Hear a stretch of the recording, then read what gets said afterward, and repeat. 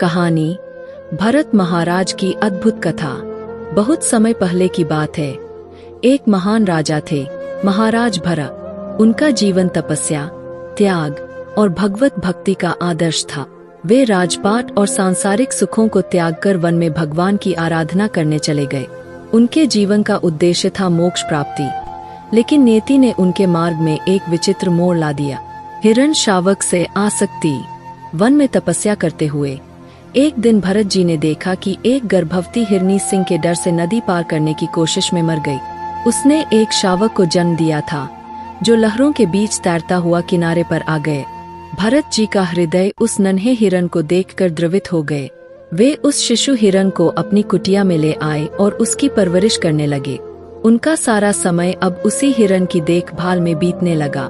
धीरे धीरे उनकी तपस्या और भगवत भक्ति में कमी आने लगी। वे भगवान को भूलकर हिरण शावक की ममता में बंध गए। समय बीता और मृत्यु का क्षण आए। भरत जी का मन हिरण शावक में ही लगा हुआ था। वे चिंतित थे, मेरे जाने के बाद इस हिरण शिशु का क्या होगा। यही सोचते हुए उन्होंने प्राण त्याग दिए।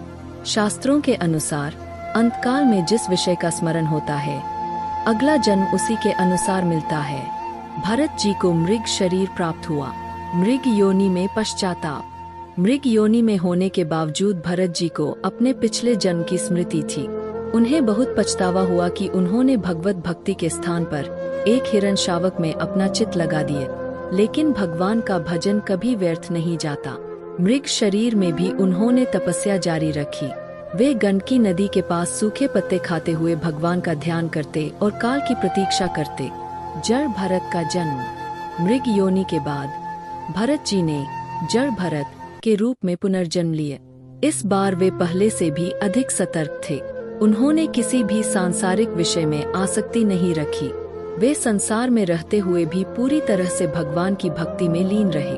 उनकी तपस्या और त्याग ने उन्हें इस जन्म में भगवान का परम सानिध्य प्रदान किए।